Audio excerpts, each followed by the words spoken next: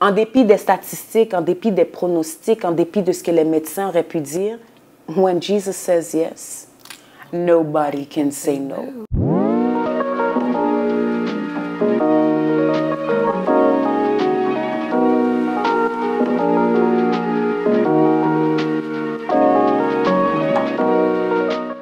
Aujourd'hui, nous avons avec nous une personne vraiment spéciale, une invitée que je porte sur mon cœur et que j'aime vraiment beaucoup. Donc, vous allez avoir l'occasion de la découvrir. Elle a beaucoup de talent, beaucoup de dons et vous allez pouvoir voir aussi à quel point qu'elle a la capacité de communiquer sur un sujet qu'on aime bien ici, qui est le célibat. Donc, elle va nous parler de la saison du célibat. Nous avons avec nous Ketia Masséna. Donc, veuillez l'accueillir avec moi, mesdames et messieurs. Bonjour, Ketia. Bonjour, Vassy. Donc, la parole est à toi. Alors, je m'appelle Ketia Masséna. Je suis enseignante et traductrice de formation. J'enseigne à l'école secondaire depuis une quinzaine d'années. Je suis maestra d'une chorale gospel, la chorale de la prophétie, depuis 30 ans. Donc, la musique est aussi une passion pour moi. Je suis également présidente de KM Communication, une compagnie qui offre des services de traduction, d'interprétation et de conférences. Donc, parmi mes passions, j'aime Dieu passionnément, j'aime la musique et j'aime la communication. Merci beaucoup. Alors, avant de rentrer dans le sujet du célibat, est-ce que tu peux nous parler de ton parcours un petit peu, de ton témoignage relié au célibat? On aimerait ça à savoir un peu plus. Pourquoi je t'ai invitée d'après toi? Donc, je t'écoute. Alors, je suis née dans une famille chrétienne, mais c'est à l'âge de 12 ans que j'ai pris cette décision personnelle de suivre Jésus, de l'avoir comme mon sauveur personnel. J'ai grandi, j'ai mûri, j'ai fait partie du groupe de jeunes de mon église, puis après ça, j'ai commencé à devenir active comme responsable, leader. J'ai grandi encore, je suis devenue une jeune adulte, toujours engagée dans le ministère du chant, de l'enseignement de l'école du dimanche. Dans ma jeunesse, j'ai fait plusieurs voyages missionnaires au Congo, à Tahiti, Polynésie française, en République dominicaine, en Haïti, il y a d'autres pays au Paraguay, en Amérique du Sud, parmi les pays que j'ai pu visiter pour œuvrer pour Dieu. Et je pense que tu m'as invitée parce que, contrairement à plusieurs de mes amis, moi, je me suis mariée à 39 ans et quelques mois. Donc, quelques mois avant mon 40e anniversaire. Ce qui veut dire que quand on parle de célibat, je peux parler à celle qui a 35 ans puis qui dit « Ah, ben moi, je sais pas, je vois mal ça » ou « Je sais pas quoi dire ». Je peux lui dire « Mais regarde, voici mon histoire, voilà ce que Dieu a fait pour moi, voilà comment il a agi, voilà comment il m'a travaillé. » Je trouve que j'ai de quoi raconter, justement. Et en fait, quand on parle de célibat, si je devais m'adresser à ceux qui m'écoutent maintenant, je dirais que la saison du célibat est une saison exceptionnelle. Quand on regarde un verre, on a deux choix. On peut le regarder et dire qu'il est à moitié plein. On peut le regarder aussi et dire qu'il est à moitié vide. J'aimerais que les gens qui vivent le célibat présentement, les chrétiens qui vivent le célibat, et même ceux qui ne croient pas nécessairement en Dieu, qu'au lieu de mettre l'accent sur ce qu'ils n'ont pas, ah, je n'ai pas telle personne, j'ai pas quelqu'un qui me texte pour m'envoyer des mots doux, j'ai pas quelqu'un qui m'offre des fleurs à mon anniversaire. Je pense que ça serait important de comprendre que la saison du célibat, ce n'est pas une malédiction, ce n'est pas un malheur. C'est une saison exceptionnelle où est-ce qu'on a plus de temps, on a plus d'argent, on a plus d'énergie. Puis c'est là, il faut saisir cette saison puis la vivre pleinement. Comme, I'm excited. Comme quand j'étais célibataire, est-ce qu'il y avait des phases où est-ce que des fois j'étais un peu triste? Je ne vais pas vous mentir. Oui, j'étais pas tout le temps. Ben oui, on s'entend à 39 ans, quand tu vois l'âge arriver, tu vois tes amis se marier de plus en plus, tu vois que, bon, il y a la pression sociale aussi autour de toi qui te demande quand est-ce qu'il s'en vient. Exactement. Donc, pour que tu arrives à cet âge-là, comment tu te sentais? Comment tu vivais cette pression-là? Puis, comment tu faisais pour profiter de ton célibat comme tu le parles en ce moment? Ben en fait, moi, une des premières grâces que j'avais, c'est que ma mère et mon père étaient des gens qui ne me mettaient pas de pression par rapport à ça. Donc ça, déjà en partant, c'est une bénédiction parce que quand tu arrives chez toi et puis que ce sont tes propres parents qui te disent quand est-ce que je vais voir mes petits-fils, quand est-ce que ça peut être un stress. Deuxièmement, j'avais dans mon entourage au moins 2 femmes d'âge mûr qui étaient pleinement épanouies en Dieu. Elles n'étaient pas des vieilles filles misérables, acariâtres, dégoûtées de la vie, qui attendaient quelqu'un. Elles étaient des femmes passionnées, remplies de Dieu, talentueuses, qui œuvraient, qui étaient bien dans leur peau. Puis ça me donnait déjà un modèle. Parce que une des choses qu'il faut voir, c'est que dans bien des sociétés, dans bien des cultures, le mariage est vu comme étant une finalité. Yes. Ça veut dire que si tu n'as pas atteint cette finalité, quels que soient tes accomplissements, tu n'es rien. C'est un mensonge. À toi qui m'écoutes, ta finalité en tant que chrétien, c'est de marcher dans le plan parfait de Dieu pour ta vie. C'est pas de trouver l'âme sœur, c'est pas d'être marié, c'est pas d'avoir 3 enfants avant l'âge de 35 ans. Si tout ça arrive, tant mieux, gloire à Dieu. Mais si à 30 ans, tu n'es toujours pas marié, ce n'est pas un problème. Ce qui compte le plus, c'est que tu sois une personne épanouie, que tu saches qui tu es et que tu saches que ta valeur ne se trouve pas dans ton statut marital ou ton statut financier. Ta valeur se trouve en Dieu. Je suis qui Dieu dit que je suis. Je suis une perle précieuse, j'ai de la valeur, j'ai des dons, j'ai des talents, j'ai des choses à offrir et je ne dois pas attendre un mari pour les offrir. Je dois, ce que j'ai comme dons et talents, je dois les partager maintenant avec tous ceux qui m'entourent. Et si le temps vient où est-ce qu'il y aura un homme à mes côtés pour faire la route avec moi, pour que je partage ça avec lui, tant mieux. Mais je ne peux pas, je n'ai pas le droit de mettre ma vie sur pause. Ça, je ne sais pas à quel point, s'il y a une chose, en tout cas, il y a plein de choses que j'aimerais partager, mais toi qui m'écoutes, si tu es célibataire, s'il te plaît, ne mets pas ta vie sur pause. Vis pleinement au nom de Jésus. OK, mesdames et messieurs, est-ce que vous êtes vraiment prêtes pour elle? Parce que elle a tellement de choses à vous déballer, mais on va commencer petit à petit. Donc, je voulais savoir, est-ce que tu trouves qu'il y a un déséquilibre entre la qualité de femmes sur le marché et qu'est-ce qu'on trouve vraiment au niveau des hommes qui sont sur le marché? Alors, je n'ai pas de statistiques, mais le fait demeure qu'on sait déjà en partant qu'en Amérique du Nord, il y a plus de femmes que d'hommes. Maintenant, si en plus de regarder le ratio homme-femme, on y va avec hommes chrétiens, le ratio diminue encore plus. Sauf que, en dépit du fait qu'aux yeux humains, il y a un déséquilibre, à la fin de la journée, la personne qui gère les statistiques, c'est Dieu. Quelles que soient les statistiques, quel que soit le nombre de gars sur le marché, quel que soit... C'est pas mon problème. Ma mission, c'est d'accomplir le plan de Dieu pour ma vie. La mission de Dieu, c'est de préparer cet homme pour moi et de permettre que nos chemins se croisent au temps marqué. Je n'ai pas besoin de faire des mathématiques, je n'ai pas besoin de m'asseoir avec un tableau, faire un calcul. D'après le nombre d'hommes qu'il y a ici au Canada, il faudrait peut-être faire des calculs. Est-ce qu'il faudrait que j'aille au Cameroun? Est-ce qu'il faudrait que j'aille à Minneapolis? Ça, ce n'est pas mon problème. Cette équation-là, elle ne me revient pas. Ma mission, c'est de comprendre le plan de Dieu pour moi et de foncer tête première là-dedans. Let him take care of the rest. C'est important. Parce que quand on s'assoit pour faire des calculs, des statistiques, on se perd. Et au lieu d'accomplir notre mission, on essaye de faire le travail de Dieu qu'on ne pourra jamais faire comme lui le faut. C'est sûr, mais parce que je vois beaucoup de femmes accomplies, vraiment des belles femmes qui ont réussi, qui ont terminé l'école, qui font beaucoup de achievements selon la société, puis qui ont rempli beaucoup de steps. Et elles se retrouvent à 32 ans, 35 ans, 36 ans, personne. Et là, je suis comme, what's the problem? Ben, je vois ce que tu veux dire, mais encore une fois, moi, quand je regarde mon histoire, ce qu'il faut comprendre, c'est que Dieu a un parcours, il a un cheminement différent pour chacune d'entre nous. Et je n'ai pas à me comparer à celle qui s'est mariée à 25 ans. Je n'ai pas à me comparer à celle qui avait un copain à 22 ans. Moi, je me suis mariée à presque 40 ans. Puis j'ai vu les gens se marier. Et dans mon cœur, je me disais, Seigneur, si je me marie, je veux un mariage selon ta volonté. Et comme mes parents avaient un exemple, j'ai vécu avec eux, je les ai vus, pour moi, c'était un modèle excellent. J'avais dit à Dieu, si je n'ai pas quelque chose de semblable à ça, moi, je suis prête à rester célibataire. Je ne veux pas baisser mes standards et me marier tout simplement pour avoir un compagnon. Je veux une relation qui ressemble à celle de Christ avec l'Église. Si c'est ta volonté pour moi, parfait. Et je lui avais dit, si ce n'est pas ta volonté, Seigneur, donne-moi la grâce nécessaire pour que je sois une femme épanouie.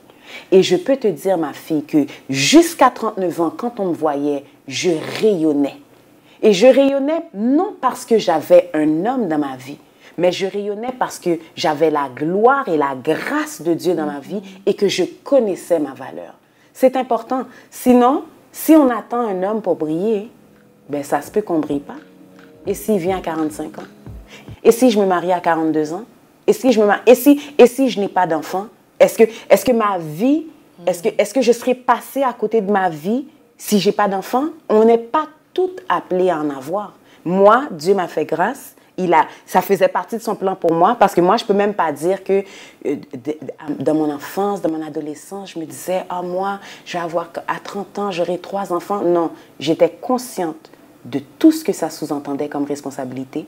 Je travaillais déjà avec des jeunes, des adolescents, des enfants. Et dans mon cœur, j'étais satisfaite.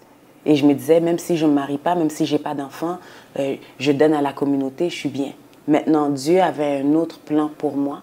À 39 ans et quelques mois, il m'a donné mon mari, un homme extraordinaire. Et puis, quelques temps avant mon 42e anniversaire, il m'a donné mon garçon. En dépit des statistiques, en dépit des pronostics, en dépit de ce que les médecins auraient pu dire, when Jesus says yes, nobody can say no. Donc, je pense que c'est vraiment important que nos yeux, en tant que femmes de Dieu, qu'elles restent fixées sur le rémunérateur de notre foi. Il ne faut pas regarder l'horloge biologique. Il ne faut pas regarder les amis qui sont déjà mariés. Il ne faut pas regarder ceux qui ont déjà des enfants. Faut pas, parce que si tu regardes les gens, ça se peut que tu commences à paniquer, ça se peut que tu commences à déprimer, ça se peut que tu commences à te questionner. Quand tu gardes tes yeux fixés sur Dieu et sur son plan pour ta vie, tu es capable de mener une vie bien.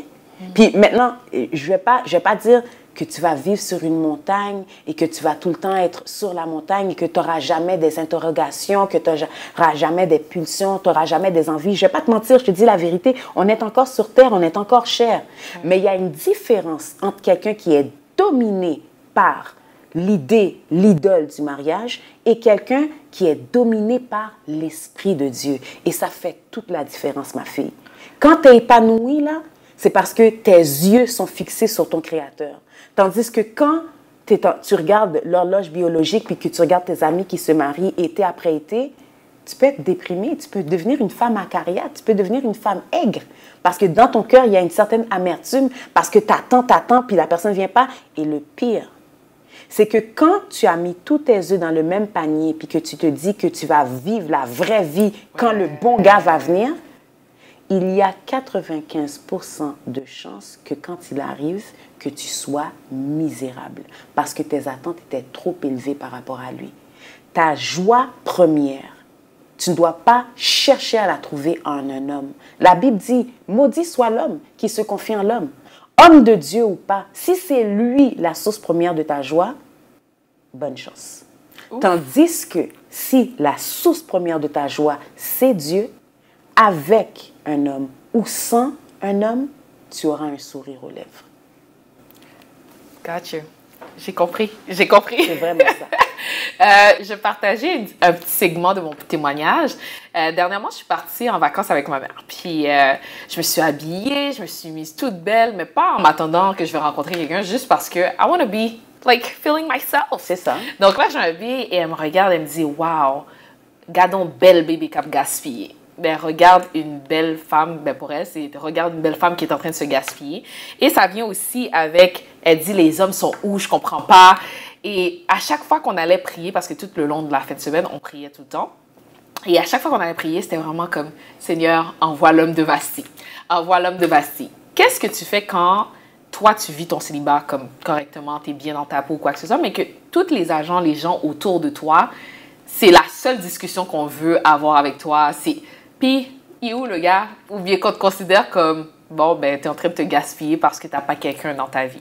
Qu'est-ce que tu pourrais répondre à ça? Alors, je ne sais pas s'il y a d'autres jeunes filles ou des hommes qui vivent ça aussi, mais qu'est-ce que tu auras à conseiller? Mais la première chose qu'il faut comprendre, c'est que tu dois être heureuse dans ta peau. Pas parce que quelqu'un te regarde, mais parce que toi, tu te sens bien. Tu dois pouvoir te regarder dans le miroir et dire, Seigneur, je te loue de ce que je suis une créature si merveilleuse. Ça, je dois m'aimer, je dois aimer ce que je vois. Je dois prendre soin de moi parce que je suis une créature de Dieu. Si je me fais belle uniquement parce qu'il y a un gars qui me regarde, il y a un problème. Ouais. Et maintenant, c'est culturel. Dans beaucoup de sociétés, ta valeur, tu as une valeur selon ton statut marital. Donc, même si tu es PDG de 2 entreprises, même si tu possèdes 2 duplex et 3 quadruplex, même si tu as un compte bancaire bien garni, même si tu as 2 diplômes, une maîtrise, un doctorat, tout ça, ce sont des accomplissements. Mais pour bien des gens, tant qu'il n'y a pas une bague à ton doigt, t'es rien. Ça, cette mentalité-là, elle est nulle. OK? Elle est nulle. Ma valeur ne peut pas être déterminée parce que j'ai un homme dans ma vie. Et si cet homme ne vient pas, ça veut dire qu'à 50 ans, je ne suis rien parce que je ne suis pas mariée? Non. J'ai accompli des choses, j'ai réalisé des choses, j'ai de la valeur. Si j'ai quelqu'un, tant mieux. Mais si je n'ai pas quelqu'un, ça ne fait pas de moi un moins que rien. Ça ne fait pas de moi une moitié de personne. Je ne suis pas une moitié d'individu parce que j'attends l'autre moitié pour devenir une. Je suis une personne à part entière et si c'est la volonté de Dieu pour moi que je me marie, je rencontrerai quelqu'un qui est une personne à part entière et 1 plus 1 ça donnera 1 parce que dans le plan de Dieu, c'est ça. Sauf qu'en attendant ce 1, je ne suis pas une demi-personne. Et je ne suis pas en train de me gaspiller si j'arrive à l'âge de 35 ans, que je fais plein de choses, que je réalise plein d'exploits, que je possède plusieurs entreprises, que j'ai une relation extraordinaire avec Dieu et que je ne suis pas mariée. Je ne suis pas moins que rien. Je ne suis pas une demi-personne pour cela.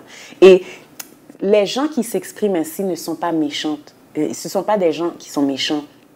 C'est leur concept, c'est leur vision, c'est leur façon de voir les choses. À toi qui m'écoutes, si des fois tu entends des commentaires peut-être désobligeants par rapport au fait que comment ça se fait qu'il n'y a encore personne, tu perds ton temps, ou bien des fois on peut te dire tes standards sont trop élevés. Baisse tes standards. Baisse tes standards. Si tu baisses tes standards, tu vas trouver quelqu'un. Écoute-moi, femme de Dieu, homme de Dieu. Écoute-moi bien. Il est 1000 fois préférable d'être heureux seul que misérablement accompagné. Si tu baisses tes standards et que tu prends quelqu'un qui, au lieu de t'aider à aller plus loin, te rabaisse, t'humilie, t'écrase, te dévalorise, tu regretteras ton choix de t'être marié. À la fin de la journée, si tu te maries, c'est pour un plus, c'est pas pour un moins. Alors je le répète, ne baisse pas tes standards. Même si les gens te disent « Oh, mais il faudrait... » Maintenant, en termes de standards, des fois, et j'ai ouvert une parenthèse que j'ai fermée, des fois, on s'arrête sur des détails qui n'ont absolument rien à voir avec la vie de couple. Par exemple, je me rappelle d'une femme qui avait témoigné et qui avait dit qu'elle avait une fixation sur les beaux orteils. Elle voulait même elle avait fréquenté plein de gens, mais il fallait dans sa tête que son mari, son futur mari, qu'il ait des orteils de telle façon parce que c'était une fixation. Puis elle avait passé à peu près 1 an avec un gars qui était chrétien, qui avait de super beaux orteils, mais c'était pas le bon gars. Psychologiquement, il la rabaissait tout le temps, il la dévalorisait tout le temps. Ils ont passé 1 an ensemble, puis elle était misérable. Il avait les orteils de ses rêves. Mais en termes de relation, c'était nul. L'homme qu'elle a épousé, avec qui elle a 3 enfants maintenant, avec qui elle exerce le ministère, a des orteils normaux, peut-être même laids, mais c'est l'homme de sa vie. C'est un homme qui la propulse de l'avant. C'est un homme qui prend soin de ses enfants. C'est un homme qui est le souverain sacrificateur de la maison. Il n'a pas les orteils dont elle rêvait, mais il l'amène plus loin. Donc, des fois, nos standards ou nos critères sont des critères qui sont plus charnels que d'autres choses. Mais il y a des critères qui sont non négociables. Et si maintenant, à cause de tes critères non négociables, les gens te disent que tu fais la fine bouche, ben, tu peux l'accepter. Parce que les critères non négociables sont justement non négociables. En parlant de critères, qu'est-ce que tu penses de ceux que, bon, elles ont des études universitaires, peut-être même maîtrise, peut-être même doctorat, et cette personne se dit, ben, moi, je cherche quelqu'un qui est rendu au même niveau scolaire que moi, je cherche quelqu'un qui a des investissements aussi de la même façon que moi. Qu'est-ce que tu penses de ça? Puis, qu'est-ce que tu conseilles à ce genre de personnes qui sont dans le même mindset qu'ils veulent avoir un homme, qu'ils ont les mêmes standards que eux? Donc, voilà. Alors moi, ce que je pense par rapport à ça, moi, je connais l'histoire justement de deux chrétiens. Une femme de tête qui a étudié, qui est en train de travailler sur une maîtrise, et il y avait un jeune homme qui la regardait de loin, un homme de Dieu, un homme simple, un homme travaillant, un homme désireux d'aller loin dans la vie, qui était en train de justement se bâtir. Et puis, c'est sûr que si la femme qui était à sa maîtrise s'était dit, moi, cet homme-là, l'homme qui va venir me parler, s'il n'a pas terminé sa maîtrise, il n'a même pas besoin de respirer l'oxygène qui m'entoure, là, il n'a même pas besoin de passer à côté de moi. Si elle s'était arrêtée à ça comme critère, elle ne serait pas mariée avec cet homme aujourd'hui. Cependant, cet homme-là est un homme qui non seulement croit aux études, qui est en train de poursuivre ses études, mais il est un entrepreneur extraordinaire qui est en train de gérer un grand nombre de compagnies sans avoir de diplôme. Il est un homme qui la pousse, elle, à posséder, à avoir des avoirs dans l'immobilier. Et avant même de parler de l'avoir, il est un homme qui la recouvre spirituellement. Il est le souverain sacrificateur de la maison. Il est un homme qui prie, un homme qui la valorise, un homme qui vit les épreuves avec elle. Il ne la regarde pas de loin. Quand elle souffre, lui, il souffre aussi. À quoi ça me sert d'avoir un homme qui a une maîtrise, mais qui n'est pas capable de prier pour moi? À quoi ça me sert d'avoir un homme qui a une maîtrise, mais qui, lorsque moi je souffre, n'est pas capable d'avoir de l'empathie pour moi, n'est pas capable de se mettre à ma place? Je trouve que je n'ai rien contre la femme qui dit qu'elle veut un homme qui a des études avancées. Ce n'est pas un problème. Mais si je m'arrête uniquement sur cela, sans avoir le package, je pourrais peut-être passer à côté de celui qui m'aurait aidé à aller à un autre niveau, mais qui n'a pas de maîtrise maintenant, ou qui peut-être n'en aura jamais. Je pense que, pour moi, la maîtrise ne peut pas être un critère non négociable. Ça ne devrait pas. Si une femme le dit, elle a le droit. Mais si elle dit, moi, il n'a même pas besoin de m'adresser la parole, il n'a même pas besoin de regarder dans ma direction, s'il n'a pas de maîtrise, ce n'est pas l'homme de ma vie, il pourrait ne pas avoir de maîtrise et être excellent. Tandis que l'autre pourrait avoir la maîtrise et la voiture et l'éloquence et avoir un cœur pourri. Pour faire la route, le cœur vaut plus que les études. Je ne dis pas non aux études, mais le cœur. Pour 10 ans de mariage, 15 ans de mariage, un homme avec une maîtrise, s'il n'a pas la grâce de Dieu, comment il va faire pour me soutenir si on diagnostique que j'ai le cancer du sein et qu'on doit on doit m'enlever un sein? Qu'est-ce qu'il va faire avec sa maîtrise? Est-ce qu'il va être capable de m'imposer les mains quand je vais faire la chimiothérapie? Est-ce qu'il va être capable de me regarder avec un seul sein et me dire, ma chérie, avec un seul sein, tu es la femme de ma vie? Ou est-ce qu'il va dire, bon, c'était pour le meilleur et pour le pire, mais le pire est vraiment trop pire. Moi, avec mes études, je pourrais peut-être... Tu comprends ce que je veux dire? J'ai rien contre les études. Mais si je m'arrête uniquement sur ça, c'est pas assez pour le meilleur et pour le pire. Il faut voir plus que ça, à mon avis. Et qu'est-ce que tu dis à une jeune fille qui est dans une relation, elle aime le gars passionnément, il lui fait vraiment vibrer de toutes sortes de manières, mais elle sait pertinemment que ce n'est pas le bon. Elle le voit dans ses actions, elle sait que ce n'est pas le bon, mais son cœur est dévoué pour cet homme seulement. Je sais que c'est beaucoup plus facile à dire qu'à faire, mais le mariage, c'est pour la vie. Donc, si tous les signes pendant les fréquentations me montrent que cette personne ne pourra pas faire la route avec moi parce que nos valeurs sont diamétralement opposées, je te donne un exemple. Imagine, cet homme-là ne veut pas du tout d'enfant et la femme en veut 3. Il ne s'agit pas de « elle aime les fraises, il aime les bananes ». On peut travailler avec les fruits. Mais il y a des valeurs. Imagine une autre valeur importante. Elle croit en la famille. Lui, il s'en contrefiche. Donc, elle veut faire des activités, elle veut rencontrer sa famille, elle veut faire des activités familiales et lui, il veut l'isoler complètement. Il veut vivre avec elle seulement et en plus, il ne veut pas d'enfant. Mais c'est l'homme de sa vie. Si elle choisit de le marier, les chances qu'elle soit misérable dans cette relation sont très élevées. Elle peut choisir de le faire, mais dans ce cas-là, elle dira que c'est un choix conscient, un choix délibéré. Donc, on ne peut pas juste se baser sur mon cœur vibre, mon cœur bat la chamade. La vie de couple, pour être marié 10 ans, 20 ans, 30 ans, 40 ans, ça ne peut pas être seulement les papillons dans le ventre. Il faut une stabilité, il faut des points communs, il faut des centres communs, il faut un ciment.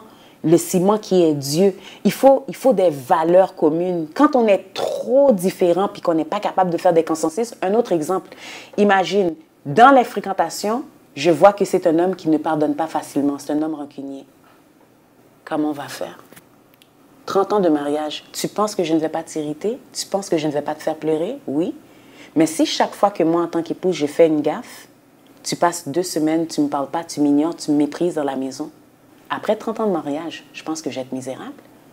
Donc, si dans la fréquentation, je vois que c'est quelqu'un qui ne pardonne pas et qui n'est pas prêt à travailler sur lui pour apprendre à pardonner et que je choisis quand même de me marier, mes chances d'être misérable sont quand même élevées. On ne peut pas penser qu'avec le cœur. Yes. Il faut rentrer la raison, il faut voir. Puis la vie est pleine de surprises. Il peut y avoir des maladies, il peut y avoir des mises à pied, il peut y avoir un enfant autiste, un enfant qui a des problèmes, qui a des besoins. Il y a des couples qui se sont brisés parce qu'une des personnes n'était pas capable de vivre avec la pression que cet enfant demandait parce que cet enfant avait des besoins qui étaient différents de l'autre enfant. Mais si j'épouse n'importe qui, si j'épouse quelqu'un qui ne voulait même pas d'enfant et que là, maintenant, on a un enfant ensemble et cet enfant a des problèmes, des besoins, est-ce qu'on va rester mariés? Il faut voir plus que le simple cœur. Yes. Après plus de 10 ans de mariage, si tu retournerais en arrière, c'est quoi que tu aurais aimé savoir? C'est quoi que tu dis que, bon, j'aurais dû travailler sur moi avant de rentrer dans le mariage? Si tu aurais un conseil à donner à des jeunes qui sont en train de penser pour le mariage, de travailler sur eux avant, c'est quel aspect que tu penses que ça serait important de travailler avant de rentrer dans le mariage? Mais premièrement, je pense que c'est vraiment important de développer son amitié avec Dieu. La base, le fondement de la relation doit être Dieu. Pourquoi? Parce que Dieu ne change pas. Si la base de notre amitié, c'est Dieu, que moi j'aspire à être une femme selon le cœur de Dieu et que c'est aussi le désir de mon mari, ça veut dire qu'on va faire la route ensemble et que quand il y aura des obstacles, au lieu de laisser la chair me dominer, je vais demander à Dieu de m'aider. Et si jamais, admettons, j'ai parlé là et puis mes paroles étaient vraiment blessantes, elles étaient vraiment crues, elles étaient vraiment dures, parce que je suis une femme de Dieu, je pourrais faire une introspection, demander pardon à Dieu, puis ensuite avoir le cran et l'humilité d'aller trouver mon mari pour lui dire, tu sais chérie, lundi après-midi, les paroles que j'ai prononcées étaient vraiment trop dures, c'était vraiment inacceptable, je te demande pardon. Je trouve que quand on aime Dieu, quand on choisit de vivre pour lui, quand on le met au centre de notre vie, il nous permet d'être une meilleure personne et cette meilleure personne pourra mieux vivre avec l'autre être humain qui est imparfait lui aussi. Mais quand on est égoïste, égocentrique, quand c'est mi qu'on met en premier lieu, quand on ne croit pas au pardon, on privilégie la rancune, on privilégie les paroles blessantes et qu'on rentre dans une relation, non seulement, premièrement, on va faire mal à l'autre, mais deuxièmement, quand l'autre souffre, on souffre aussi, même si on ne veut pas se l'avouer. Donc, une des choses que moi je dirais aux célibataires qui m'écoutent maintenant, c'est pas juste pour le mari. Fais de Dieu ton meilleur ami pour que Dieu t'aide à devenir la meilleure version de toi. Et en devenant la meilleure version de toi, tu seras une bénédiction pour cette personne que Dieu placera sur ton chemin dans 1 an, dans 5 ans ou dans 10 ans. C'est sûr qu'on est en construction. La perfection, on l'atteindra lorsqu'on sera au ciel. Mais le fait d'avoir cette amitié avec Dieu, ça nous permet de travailler sur nous. Ça, c'est un. Deuxièmement, je pense que la gestion des finances, c'est très important. Pendant qu'on est célibataire, c'est important de se faire une tête. De ne pas être le genre de personne qui gaspille, gaspille, gaspille, qui n'a pas d'économie, qui, sur un coup de tête, là, je dépense 10 000 $ pour ça, puis deux jours plus tard, je ne vois même pas où le 10 000 $ a été utilisé, je n'ai pas d'investissement, je n'ai rien. Et là, maintenant, tu peux rentrer tu construis un foyer, puis tu as des dettes, tu as 1 million de dettes, puis c'est pas parce que tu avais étudié puis tu avais fait une maîtrise, parce que tu l'avais gaspillé cet argent-là. Donc, tu embarques dans une relation avec quelqu'un qui prend tes dettes, ou bien tu embarques avec une mauvaise gestion puis tu donnes ça à la personne. Je trouve que c'est plate. C'est important pendant que tu es célibataire, pas à cause du mariage, pour toi. C'est important que tu saches comment gérer ton argent, que tu puisses avoir des économies, que tu puisses être une personne qui n'agit pas que sur des coups de tête, qui dépense, qui flambe des 10 000, 3 000, 5 000 sans réfléchir. Et l'autre chose que je trouve importante aussi, je sais que c'est de moins en moins populaire, mais je vous le dis, je pense que c'est important de pouvoir cuisiner. Je ne dis pas d'être cordon bleu, mais c'est important. On ne peut pas compter sur Uber toute notre vie. Oh, mais j'ai commandé ça, j'ai commandé ça, j'ai commandé... Non. Puis on ne peut pas juste faire des œufs bouillis. Moi, je vais vous dire la vérité. Quand je me suis mariée, je ne savais pas vraiment bien cuisiner. C'était une erreur de ma part. Et chaque fois que j'ai la possibilité de parler à des célibataires, hommes et femmes, je leur dis, apprends à te débrouiller pour toi. Pas parce que tu vas te marier, pour toi. Pas dire, OK, je vais commander ça. Non, tu peux te faire du spaghetti, tu peux te faire un peu de riz, tu peux te faire ça. Oui, tu vas t'acheter de quoi. Mais si tu dois toujours dépendre d'un membre de la famille ou de Uber pour te nourrir, tu vas dépenser des milliers de dollars. As-tu constaté que tu commandes un repas de 35 $, tu manges une seule fois? Yes. Mais est-ce que ça veut dire que si j'ai besoin de 3 repas, je dois dépenser 25 $, 75 $ pour une journée, tout dépendant de où je mange? Non. Si je suis capable de me préparer quelque chose, je vais m'acheter un repas, mais il y en a 2 que j'ai préparés puis que je pourrais même avoir des portions pour 2 jours. Je sais que c'est très basique, mais en tout cas, si je devais retourner en arrière pour moi ou si je devais donner des conseils à des gens célibataires, je leur dirais 1, cultive ta relation avec Dieu. 2, gère bien tes finances. 3, travaille sur ta manière de te nourrir, de t'alimenter, pour pouvoir te nourrir même s'il n'y a personne à côté de toi pour te donner un coup de pouce. C'est sûr qu'il y a plein d'autres choses qu'on pourrait dire, mais ça me vient à l'esprit. Merci, wow! Est-ce que tu pourrais nous dire en même temps, quand tu te préparais, pas que tu te préparais, mais pendant ton moment de célibat, est-ce qu'il y a un moment qui était comme, OK, j'ai vraiment personne, qu'est-ce qui se passe? Que tu te posais la question, que tu te remettais en rétrospection, si je peux dire ça comme ça, est-ce qu'il y a eu des moments comme ça? Ouais. Je me rappelle d'un moment où j'avais une autre jeune fille que je connaissais qui était, waouh, plus jeune que moi, vraiment, vraiment géniale. Et puis, une femme de Dieu radicale. On s'inspirait mutuellement. Moi, j'avais à peu près 10 ans de plus qu'elle, mais on se ressemblait beaucoup en termes de profil. Et puis, je me rappelle qu'elle m'avait écrit parce qu'elle avait déménagé pour me dire, Kétia, Dieu m'a donné mon âme sœur, puis on va se marier bientôt, puis je suis vraiment contente, puis je voulais te dire merci pour ton témoignage parce que grâce à toi, j'ai pas baissé mes standards et puis tu sais, j'ai continué de faire confiance à Dieu puis de vivre ma vie pleinement. Et puis il m'a donné cet homme-là. Et puis quand elle m'avait écrit, je m'étais réjouie pour elle, ça m'avait vraiment, vraiment fait chaud au cœur. Et puis je me rappelle que quelques temps après, je m'étais dit... Je lui avais envoyé un courriel, puis j'ai dit, mais je suis super contente pour toi, c'est super génial. Puis là, j'ai dit, qu'est-ce que tu penses? Je sais pas, mais on dirait que j'avais besoin d'une certaine validation d'elle. Puis j'avais dit, mais est-ce que tu penses qu'un homme serait content d'être avec moi? Puis j'ai senti que j'étais capable d'être ouverte avec elle pour lui dire ça. Je ne me serais pas assise pour en parler à n'importe qui. Puis là, elle m'avait réécrit, puis elle m'avait dit, ne t'inquiète pas, tu es une bénédiction, etc., etc. Mais la raison pour laquelle je suis transparente, puis que je dis ça maintenant en ligne, c'est parce que je ne veux pas que les gens pensent que, parce que je me suis mariée à presque 40 ans, que pendant toutes ces 40 années, que j'étais tout le temps sur la montagne, puis que j'étais tout le temps pompée à bloc, puis j'étais comme, wow, we can do this, I'm happy by myself. Non, je ne vais pas te mentir.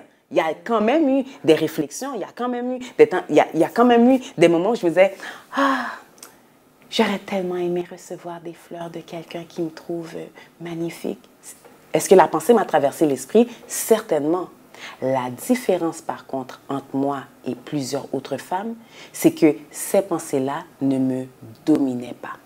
Ça veut dire que je ne passais pas un mois couché sur mon divan en train de me lamenter. Où est-il? Où est-il? Où est-il? La pensée venait parce que j'aime bien l'image qui dit que tu ne peux pas empêcher à l'oiseau de voler autour de ta tête. Mais tu peux certainement l'empêcher de construire son nid sur ta tête. Alors, est-ce que les pensées concernant le mariage vont venir? Certainement.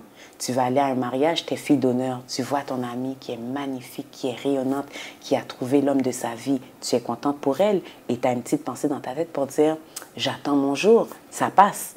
Maintenant, si après le mariage, tu passes 2 semaines couchée à brailler ta vie, puis à manger des chips, à dire « quand est-ce, il y a un problème. Mais si, après le mariage, la pensée te traverse l'esprit de « j'ai bien hâte de voir quand est-ce qu'il viendra ou j'ai bien hâte de voir à qui il ressemblera », c'est normal. Fait que je vais faire la différence entre les deux. Il ne faut pas que ça soit quelque chose qui me domine. Et l'image que j'utilisais beaucoup quand j'étais plus jeune et quand je fais des conférences également, c'est que si tu es à l'université et que tu as un projet à présenter dans un mois, un projet qui compte pour 50% de ta note, tu as 2 options. Soit tu niaises avec tes amis et puis tu joues et puis tu ne te préoccupes pas du projet et puis à la fin tu le remets puis il ne vaut pas grand-chose, ou bien tu te concentres à 150% sur ce projet pour donner le meilleur de toi pour qu'à la fin de la session, que tu puisses remettre le projet comme il faut. Mais moi, je vois un peu le mariage comme ça, dans le sens que je vais pas... Moi, j'ai un projet. Mon projet de vie, là, c'est d'accomplir le plan parfait de Dieu pour ma vie. C'est ça mon plan. C'est d'utiliser les dons et les talents qu'il a déposés en moi. Admettons, je suis célibataire. Fait que là, il y a la mission, il y a l'enseignement, il y a la communication, il y a la maîtrise, il y a le doctorat, il y a des cours de cuisine, il y a des cours, il y a la plongée sous-marine, il y a l'évangélisation, il y a les voyages missionnaires. Ça, c'est le plan.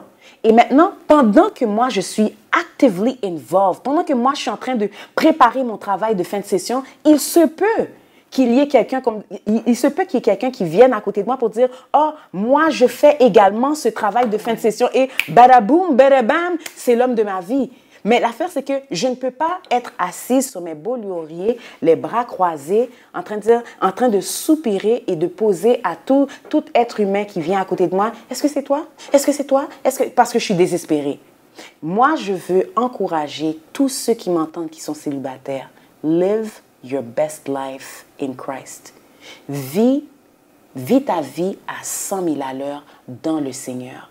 Mets pas ton doigt sur pause. Mets pas ta vie en attente. Ne dis pas « j'attends de me marier pour faire ça ». Il y a des choses que si tu es capable de les faire toute seule maintenant, fais-les. N'attends pas. Dis pas quand il vient. Non. Si Dieu te donne la grâce, Dieu te donne la capacité, Dieu te donne l'énergie, Dieu ouvre des portes pour que tu puisses réaliser certaines choses maintenant, fais-les. Et au temps marqué, si c'est sa volonté, tu continueras ta route avec la personne. Et ne dis pas, si je fais ça avant de me marier, ben là, quand le gars va venir, il va pas... Non, non. La personne que Dieu a formée pour toi va t'aimer avec ce que tu as. Yeah. Tu n'as pas à être moins. Tu n'as pas besoin de dire, je ne vais pas m'acheter ça parce que si, quand l'homme arrive dans ma vie et que j'ai déjà acheté ça, il va se sentir intimidé. Si l'intimidé, ce n'est pas l'homme pour toi, c'est tout. Moi, je sais qu'il y avait des gens qui m'avaient dit, ou qui pensaient, mais là, elle, c'est une femme de Dieu, passionnée, radicale pour Dieu, comme il y a des gars qui vont la regarder, puis ils vont être intimidés, puis je comprends, mais j'allais pas être moins passionnée de Dieu parce que je veux qu'un gars me regarde. Moi, je savais que si c'était le plan de Dieu pour moi que je me marie, il me donnerait un homme qui aurait une colonne vertébrale capable de gérer Ketia Masséna dans toute sa radicalité, avec toute sa passion. Et là, maintenant, 10 ans plus tard, j'ai un homme qui me pousse à prier, qui m'encourage à prier, qui m'encourage à utiliser les dons et talents que Dieu m'a donnés. Et jamais il ne s'est senti intimidé par ma personne. Jamais il m'a dit, ben là, il faut que tu arrêtes de parler, là, il faut que tu arrêtes de prêcher, là, tu fais trop de bruit. Non, au contraire, il y a des invitations que j'ai acceptées d'aller prêcher à certaines églises parce que mon mari m'encourageait. Moi, je lui disais, je suis trop fatiguée, je n'aurai pas le temps de me préparer, je vais dire non. Et mon mari me disait non. Le Seigneur t'a outillé pour communiquer, ma chérie. Tu as un message à donner à cette génération. Je te conseille de prier là-dessus. Je te conseille de te préparer. Je te conseille d'aller faire ce que Dieu veut. Mais si j'avais épousé n'importe qui, mais je ne serais pas en train de te parler peut-être à ce podcast aujourd'hui. Donc, il ne faut pas baisser nos standards, puis il faut pas essayer d'être quelqu'un d'autre pour essayer d'attirer quelqu'un d'autre. Il ne faut pas écouter ce que les gens nous disent. Fais-toi confiance. Fais confiance à ton Dieu, à ton Créateur et vis pleinement. Marche, fonce allègrement dans le plan de Dieu pour ta vie. C'est ça. Écoutez, guys, c'est un coaching pour moi aussi. Hein? Donc, j'espère que jusqu'à maintenant, vous aimez qu'est-ce que vous écoutez.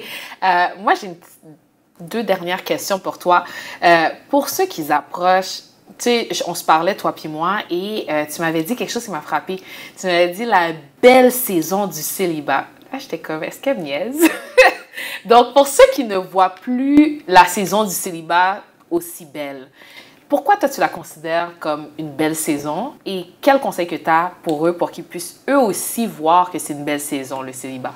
Eh bien, comme je l'avais dit, la saison du célibat, tu peux la regarder comme ce verre. Est-ce que ce verre est à moitié plein? Est-ce qu'il est à moitié rempli ou il est à moitié vide? Je dois m'attarder quand je suis célibataire sur ce que j'ai. Au lieu de dire, mais j'ai pas d'enfant, mais j'ai pas de conjoint, mais j'ai pas quelqu'un qui peut m'écouter quand je vais me défouler. Je comprends. C'est vrai que tu n'as pas de conjoint. OK. C'est vrai que quand tu es diplômé, là maintenant, tu n'as pas un mari qui va venir te donner une gerbe de fleurs pour dire, je suis fière de toi. C'est vrai. Mais qu'est-ce que tu as? Est-ce que tu as la santé? Est-ce que tu as... Est-ce que tu réfléchis? Est-ce que tu as la lucidité? Est-ce que tu as la motricité? Est-ce que tu es capable d'étudier? Est-ce que tu as obtenu un diplôme? Est-ce que tu as une passion? Est-ce que tu aimes voyager? Est-ce que tu as pu visiter 5 pays? Oui, tu l'as visité. Au lieu de te dire, je n'ai pas visité avec un mari, je n'ai pas été en Chine avec un mari, mais tu as été en Chine. C'est la mentalité qui doit changer. C'est ton cerveau que tu dois déconstruire. Tu dois ôter, éradiquer cette voix qui te dit tu n'as pas de conjoint, tu n'es pas heureuse, tu n'as pas de conjoint, tu es misérable, tu dois éradiquer cette voix et tu dois la remplacer par je suis béni, je suis lucide, je suis capable, j'ai la santé, j'ai accompli ça par la grâce de Dieu. Le chant dit, compte les bienfaits de Dieu, mets-les tous devant tes yeux, tu verras en adorant combien le nombre en est grand. Au lieu de faire une liste de ce que tu n'as pas, moi je te lance le défi de prendre une feuille de papier ou bien prends ton sel, parce qu'il y a des gens qui aiment faire leurs choses sur leur sel, et écris-toi 10 choses extraordinaires que tu as. Des choses que tu as réalisées et même des choses que tu possèdes. Et crois-moi, la santé, si tu as la santé, tu devrais le mettre en tête de liste. Parce que ça, c'est une grande grâce. Trop souvent, on se lamente. Oups, c'est ça, hein, c'est ça. Trop souvent, on se lamente, et puis on peut passer 25 minutes à déblatérer, à voir tout ce qui est négatif. Tandis qu'il y a tellement de beau. Si moi, je devrais dire ça à quelqu'un qui m'écoute maintenant, qui dit « Ouais, mais moi, j'ai 40 ans, puis j'ai pas ça. » Je comprends. Il est vrai, il y a des choses que tu n'as pas. Mais compte les bienfaits de Dieu. Prends 1 minute, prends 10 minutes, prends une feuille. Seigneur, je te remercie parce que j'ai des cheveux. Seigneur, je te remercie. Moi, là, il y a des choses que tu comprends mieux quand tu les as vécues. À un certain moment, j'avais un problème de vessie et j'avais dû avoir un sac qui recueillait justement l'urine. Puis j'ai marché avec une sonde.